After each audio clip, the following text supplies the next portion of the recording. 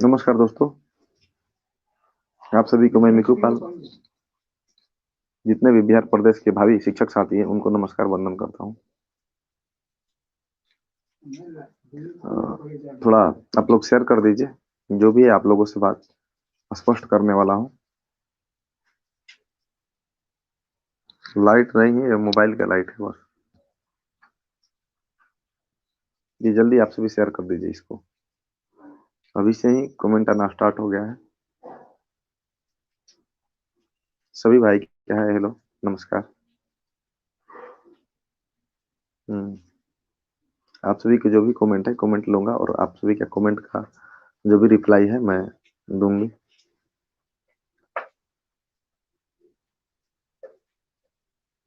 Good afternoon Simi Praveen जी।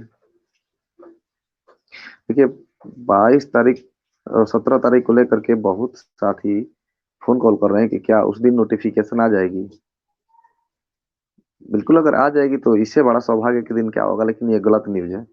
किसी प्रकार का कोई ऑफिशियल नहीं है, और मैं खुद बात किया हूँ इस मुद्दे पर आज राजद के वरिष्ठ जो नेता हैं उनसे, एक नहीं दो लोगों से, और दोनों महोदय के यही कहना था कि हम तिथि नहीं बताएंगे लेकिन बहुत जल्द आएगा। हम बोले क्या सर, 17 को कुछ आ सकता है क्या? बोले कि नहीं ऐसा तो कुछ नहीं है। देखिए इनका चालू हो गया। देखिए कितना मतलब महोदय तेज तरार है। बीटेट वाला है ये, मतलब बहुत बड़ा चुतिया व्यक्ति है। इसका कमेंट देखिए क्या है, बकवास। मतलब तुमको क्या लगता है? ल- चलिए इनको मैं ब्लॉक कर दे रहा हूँ, बहुत काबिल है। मैं तो बार बार बोलता हूँ कि बीटेट ना तो मेरे कमेंट करें।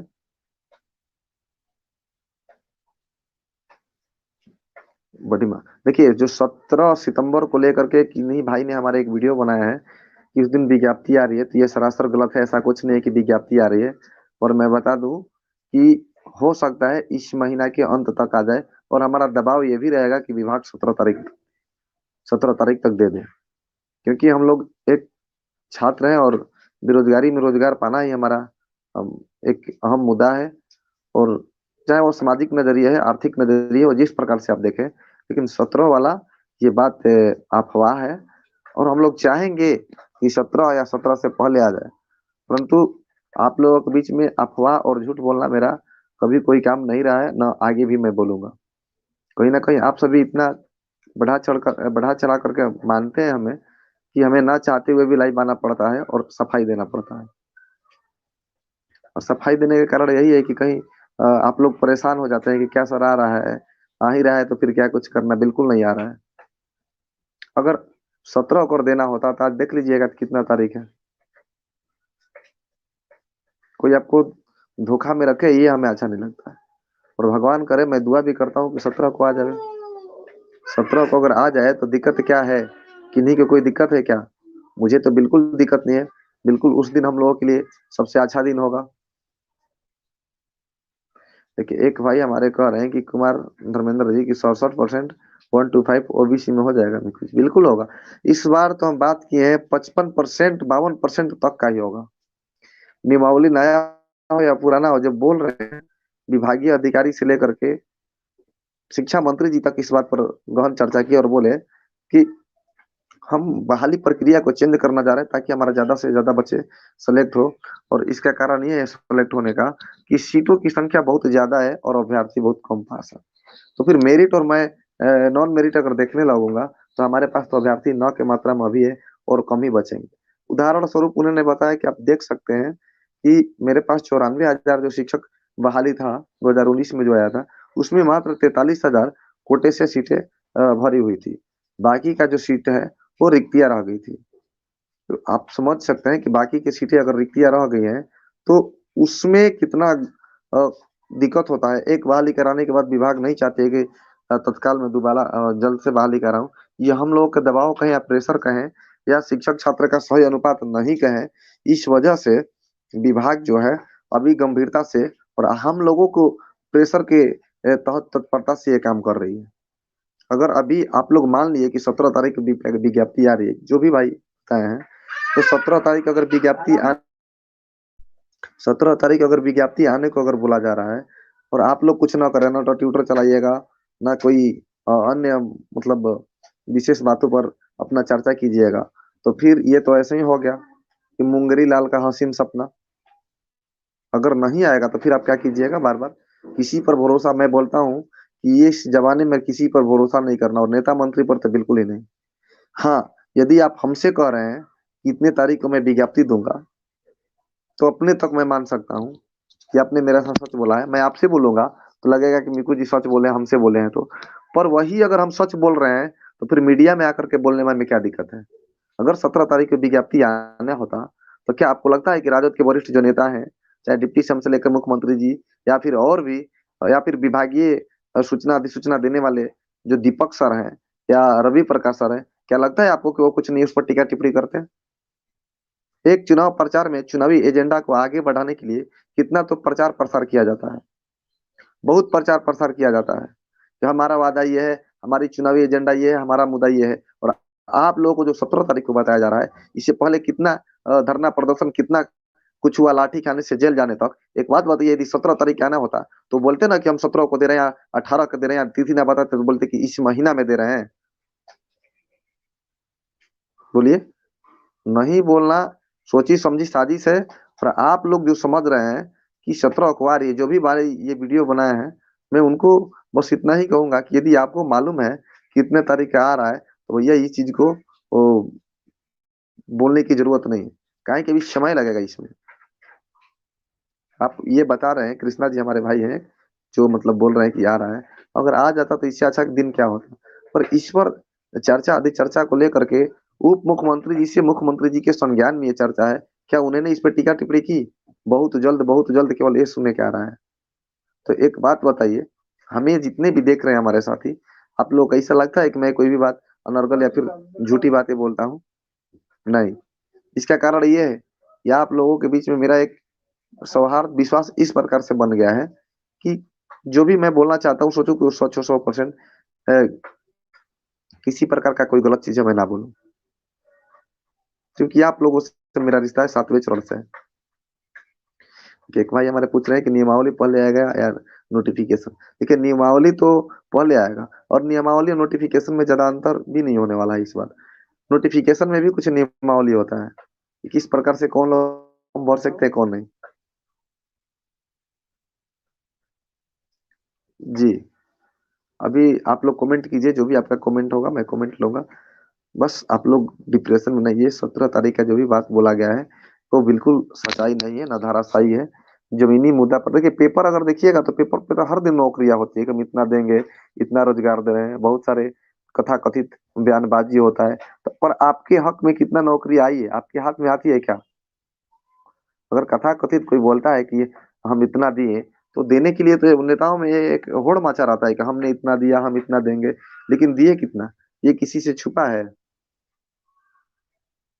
सच्चाई से अवगत होइए और सच्चाई पे ही वीडियो बनाइए, ताकि आपको देखने वाले लोग भी बोले कि हाँ बिल्कुल ये सच बोल रहे हैं। कल आप लोगों ने मिल करके ट्विटर में, न सिर्फ बिहार में, पूरे हिंदुस्तान में ट्रेंड नंबर 1 पर कराया, उसके लिए भी आप बधाई के पात्र हैं।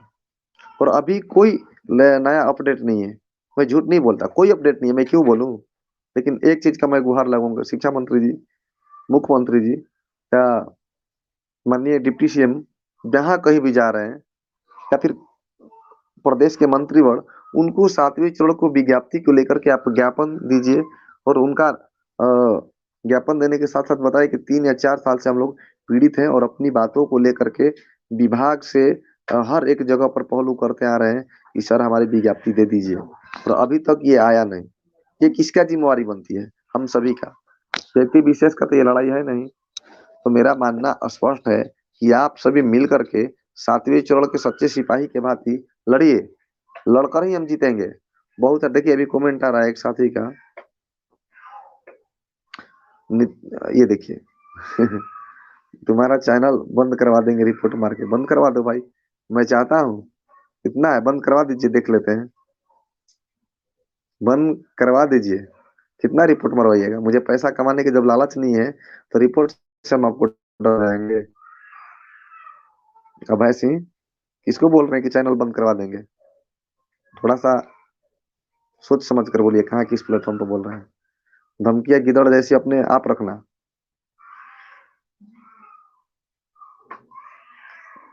सुभाष कुमार जी लिख रहे हैं कि नियमावली में कोई ज्यादा फेरबदल नहीं हो रहा है ना सर जी? बिल्कुल नहीं। नियमावली में थोड़ा सा चेंजिंग जो होगा वो ऑनलाइन सेंट्रलाइज डोमिसाइल, इसी प्रकार का प्रक्रिया। देखिए, एक साथी कह रहे हैं voice of India, Nitish Kumar की पार्टी हम लोग का धमकाना चाहती है। बिल्कुल बिल्कुल। ललन सिंह जी का जिस प्रकार से बयान आ रहा है कि आप लोगों का मुद्दा सीएम साहब की संज्ञान में है, तो ये संज्ञान तो 3-4 सालों से है। संज्ञान 3-4 सालों से है। और संज्ञान में रहने से काम अगर हो जाता तो हम लोगों को धरना प्रदर्शन, लाठी खाना और जेल जाने की आवश्यकता पड़ती क्या?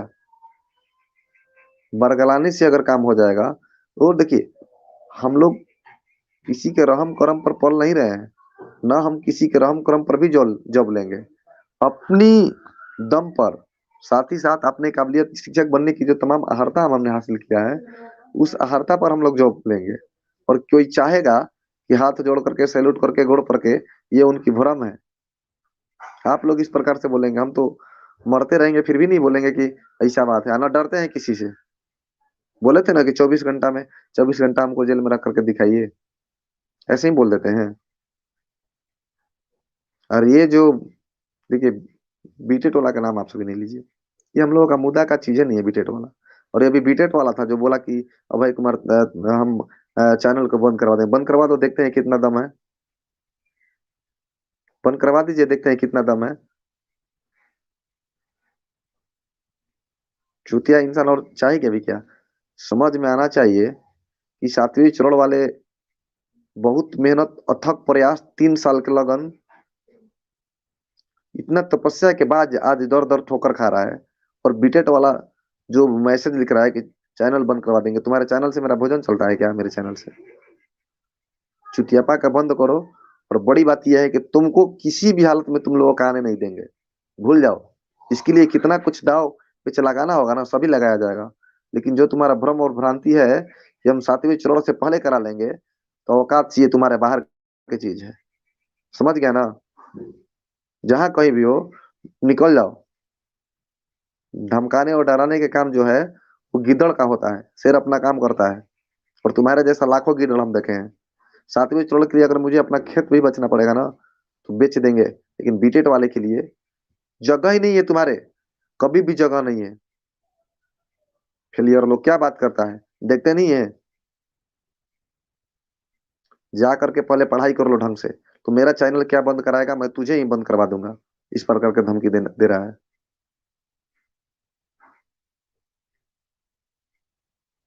तुम्हारा जितना भी कथा कथित नेता है ना, बात करने में 4 बार पहले सोचता है क्या बात कर रहे हैं, किसे कर रहे हैं।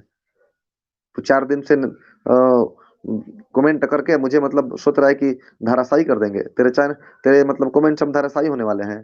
जब पुलिस की लाठी और जेल से हम डरते नहीं हैं, साफ बोलते हैं कि 24 घंटा हमको रह कर दिखाओ, और तू हम ही पे कमेंट करता है। बीटेट का मान, बीटेट गया तेल लेने, याद रखना। और ये भी बता दें कि 7वां चरण के 8वां चरण में भी तुम लोगों का ऐसा नहीं होगा अगर मतलब कमेंट पे केवल रहे तो, क्योंकि एकेडमिक में फेल हो जाओगे। और एकेडमिक में फेल हो गए तो गए काम से।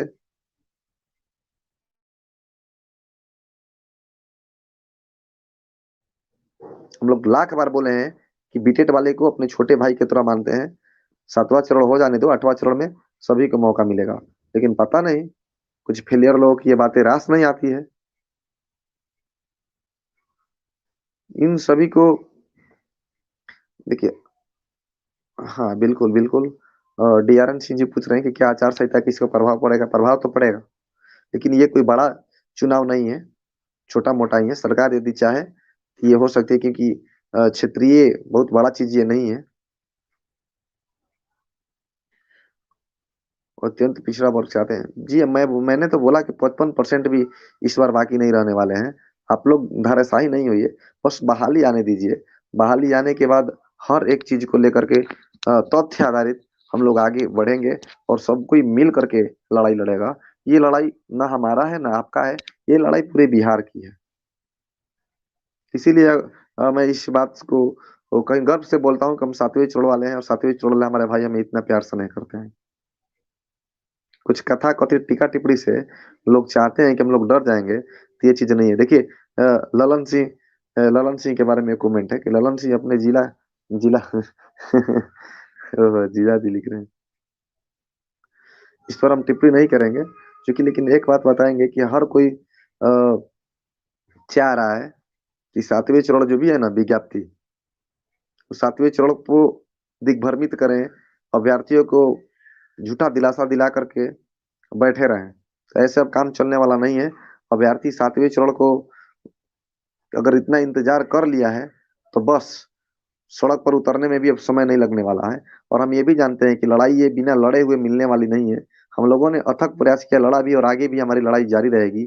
जो लोग घर में बैठे हुए केवल कमेंट करते हैं, उन साथियों से कहते हैं कि आपकी कमेंट से विज्ञप्ति नहीं आने वाली है। आप जहां कहीं भी नीतीश जी, तेजस्वी जी, ललन सिंह जी और भी कुछ नेता, शिक्षा मंत्री चंद्रशेखर जी जा रहे हैं, वहां उनके पास जा करके बताइए। हर जगह जहाँ जा रहे हैं, जहाँ कार्यक्रम, अगर आपको कार्यक्रम उनका मालूम नहीं है तो मैं बताऊंगा, वो कार्यक्रम में आप लोग उपस्थित होइए, बगैर नाराबाजी के केवल पोस्टर दिखाइए और बोलिए कि सर 7वीं चुर वाले यहाँ भी है। हर एक जिला में जहाँ पर वो लोग जा रहे हैं, आप लोग वहां जाइएगा और अपनी मांग रखिएगा। शिक्षक बनने का क्राइटेरिया हमारे पास है, सारी अर्हता पूरी कर लिए हैं, और बैनर दिखा करके कहिएगा कि सर 7वां चरण हमको चाहिए, चरण के अलावा कुछ नहीं चाहिए। हम लोग किसी के रहम करम पर नहीं है। देखिए रोशन कुमार जी कह रहे हैं मिनिमम एज 18। ये भैया ये तो सूचना अधिसूचना का विषय है ना, इसमें हम लोग क्या बोले। मिनिमम कैसे 18 होना चाहिए? 15 वर्ष पे तो आपको मैट्रिक होता है, इंटर होता है 17 वर्ष पे, प्रशिक्षण होता है 2 वर्ष का। 17 2 तो 19 ऐसा ही हो गया। 18 वर्ष पे कैसे हो जाएगा बताइए तो? प्रशिक्षण लेते लेते आपका 19 हो जाएगा, तो 18 वर्ष कैसे हो जाएगा? इस चीज को हम लोग मांग नहीं करेंगे, लेकिन हाँ, विभाग में 21 वर्ष से नीचे का, 19 से ऊपर का होता है। एक साथी हैं भारतवर्ष, बोल रहे हैं कि ये स्टेट को भी अपने साथ छोड़े कहाँ है, 7वां चरण में तो अभी आते हैं। और उन लोगों का मानसीय मानसा क्या है, कथा कथित जो नेता हैं इस स्टेट को, ये बात नहीं समझते हैं कि 7वां चरण के मांग कर रहे हैं तो 7वां चरण में सब आ जाएगा। कभी कोई ऐसा चरण आया क्या जिसमें सबको साथ लेकर के नहीं लेकर चला गया? पहला चरण, दूसरा चरण, तीसरा चरण देखिए तो आप, पता चलेगा कि सभी बाली को साथ लेकर के चला गया है। तो अगर मेरे कह देने से क्या रुक जाएगी कि हम स्टेट के नहीं लेंगे? मेरे कहने से रुक जाएगी? बिल्कुल गलत है। 6वां चरण 7वां चरण जिसे आते गया है, छठा, पांचवा, चौथा चरण, सब साथ में हुआ है, स्टेट से लेकर हर एक चीज। तो मेरे कहने न कहने से कोई इस पर भाई मेरे फर्क पड़ने वाले नहीं है। बस इतना ही कहेंगे कि एकता और सौहार्द बनाए रखें। 7वें चरण में सभी लोगों का होगा, कोई ऐसा अभ्यर्थी नहीं रहेगा जिनका बाकी रहेगा। मेरिट के तो बात ही नहीं कीजिए। मेरिट तो मैंने बोल दिया कि 30% और कितना बोल रहे हैं कि 70% पे होगा। कितना 60 और 40 का अनुपात बता रहे हैं, कितना 40 60 का अनुपात बता रहे हैं, सरासर अभी गलत है। और एक अगर सही अगर मानते आप लोग तो 60 40 का जो अनुपात है वो सही है, लेकिन अभी विभागीय तौर पर इसे नहीं माना गया है। और जब तक विभागीय तौर पर सही नहीं माना जाएगा तब तक इस बात पर आप लोग भी भरोसा नहीं कीजिए। एक ना एक दिन विभाग से इस चीज पर पर्दा उठेगी ना कि कौन सी नियमावली है। मेरिट के लेकर क्यों घबराते हैं? जब विभागीय स्तर पर बोला गया कि बहुत बड़ा वैकेंसी है और वैकेंसी को बढ़ाने के लिए बातचीत चल रही है, तो मेरिट कोई हमारा मुद्दा नहीं रहा है। मुद्दा हमारा 7वां चरण विज्ञप्ति रहा है। यदि 7वां चरण विज्ञप्ति जितना जल्द आएगी उतना ही जल्द हम लोगों का कल्याण होने वाला है। समझे?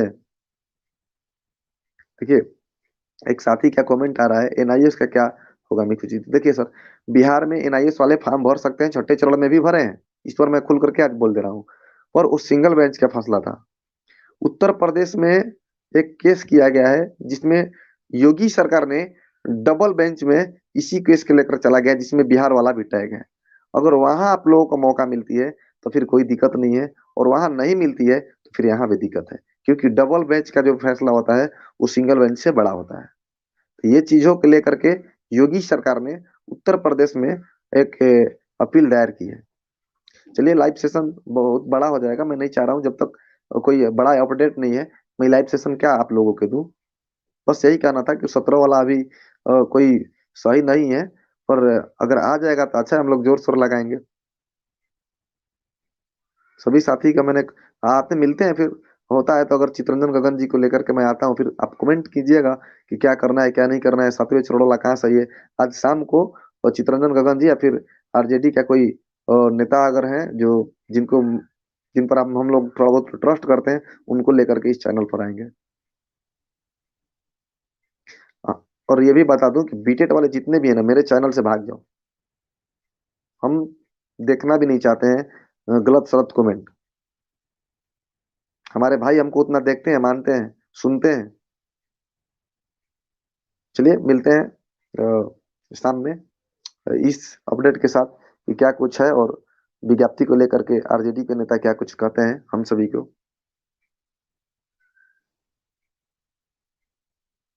तब तक आप सभी के लिए जय हिंद, वंदे मातरम, शिक्षक का भारती जिंदाबाद।